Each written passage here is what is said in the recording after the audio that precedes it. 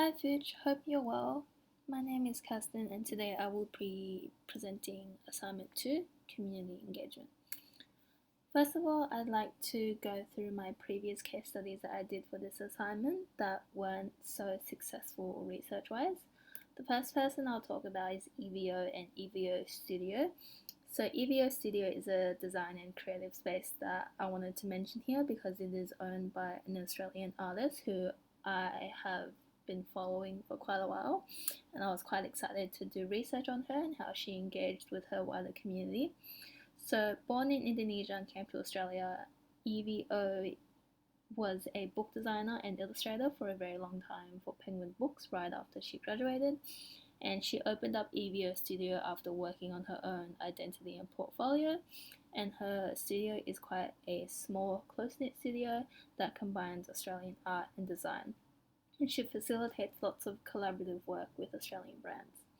The reason why I did not pursue EVO as my whole case study is because I could not find much information on how she engaged with her community.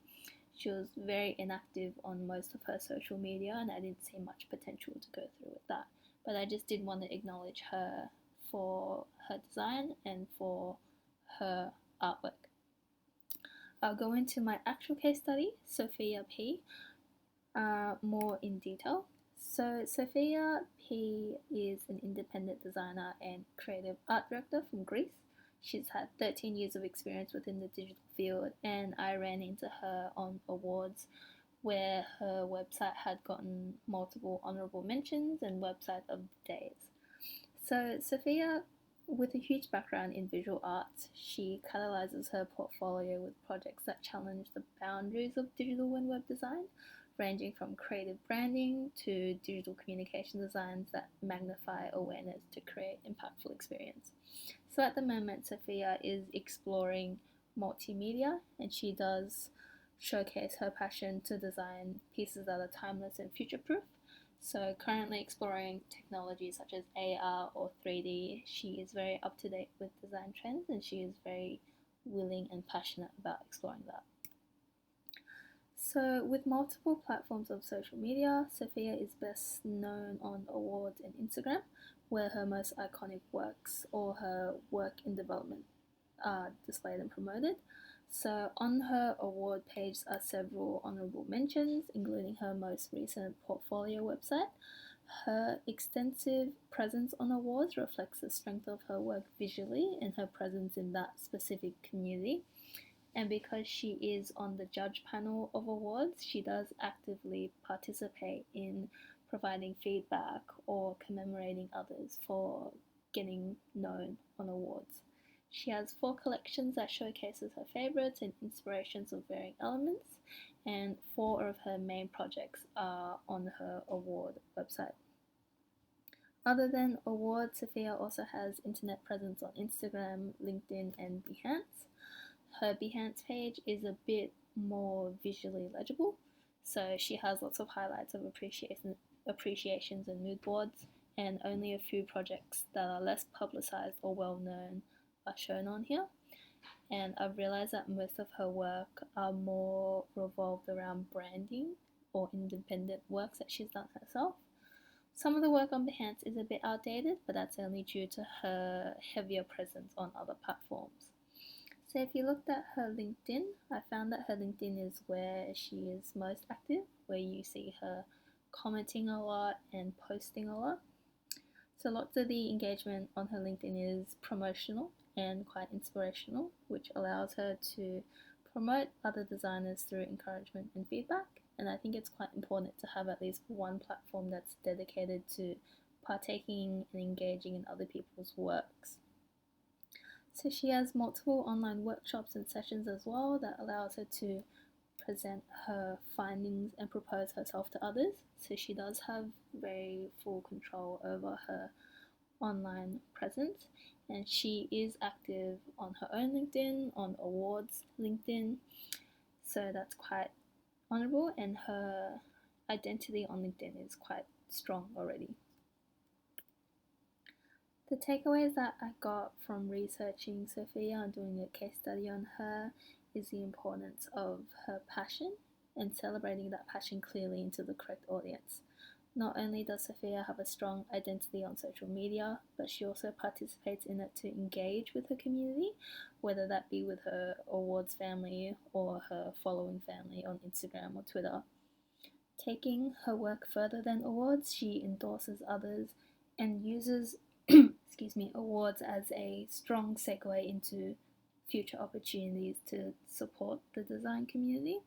And I can see that she remains fairly professional online, which suits her portfolio and her branding identity. To remain professional and active on all platforms is quite difficult, so I do admire her for being professional and showing a clear purpose and intention in her works and how she presents herself online. I understand that small steps collectively add up, and from Sophia, I can see that she doesn't over promote herself. It's more so about showing her work to the right people and from there taking it further. And she has a very clear intent and purpose, which shows her passion and her drive quite passively.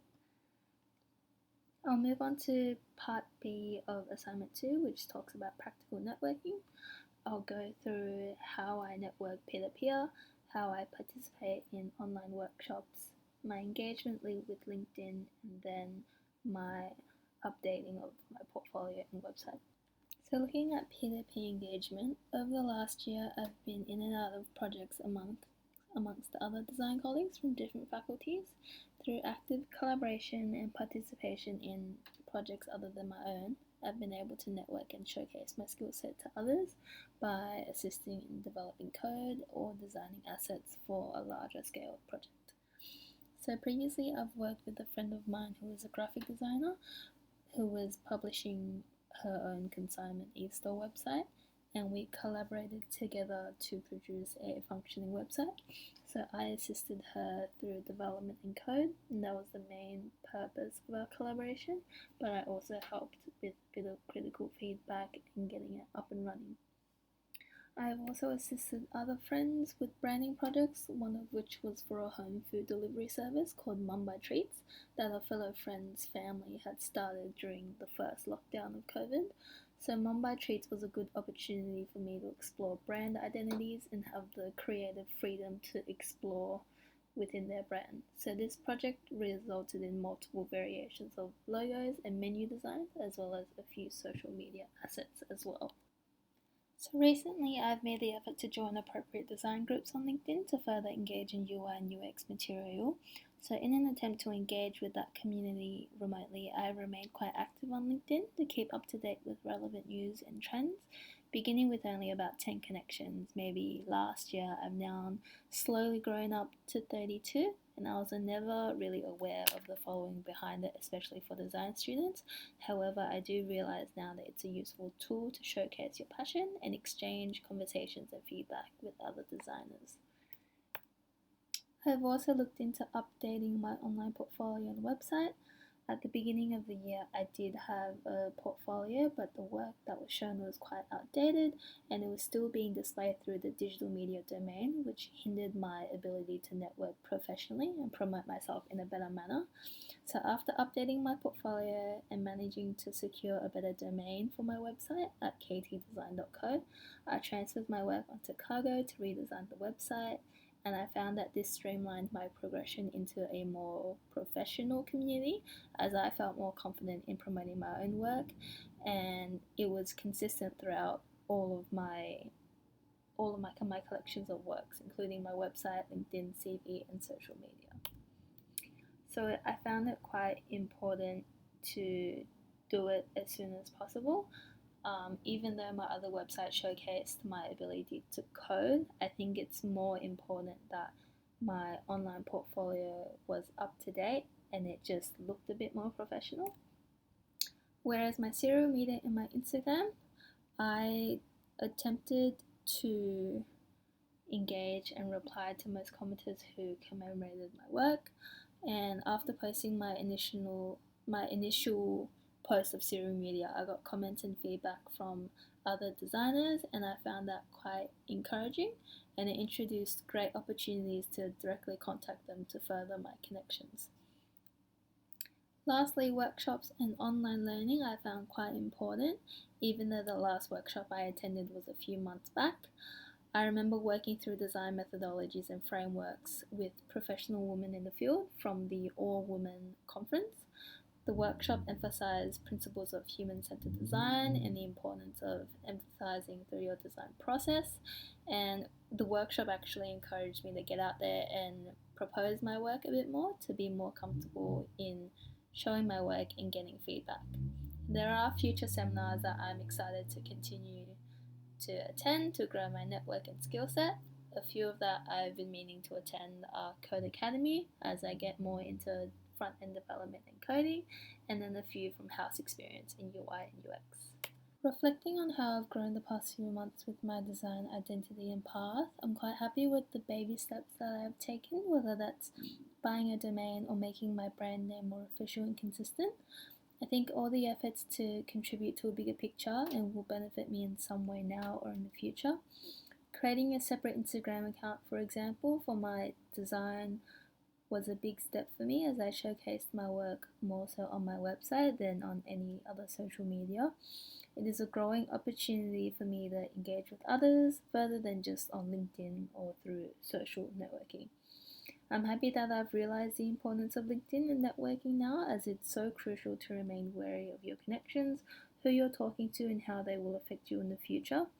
Beyond these semesters, after I graduate, I hope to utilize these lessons and moments to really encourage myself and others to initiate work and drive collaborations with others, as it's one of the biggest steps to streamline your work and drive you further up. In the near future, I hope to be able to work at other design studios and get more exposure to different industry standards after completing my internship. After completing my internship, it's come to my attention that I would want to explore further than design, whether that's front end development and a bit of coding as well. So there are opportunities for me to take further workshops in the future, utilize the connections that I've made from my internship, and not be so nervous to approach people at the workplace to just get better insight into what they do in their industry. I feel as though I'm no longer as nervous to promote my own work or promote myself, and I am more than happy to approach studios and people that I am interested in working with in the future to establish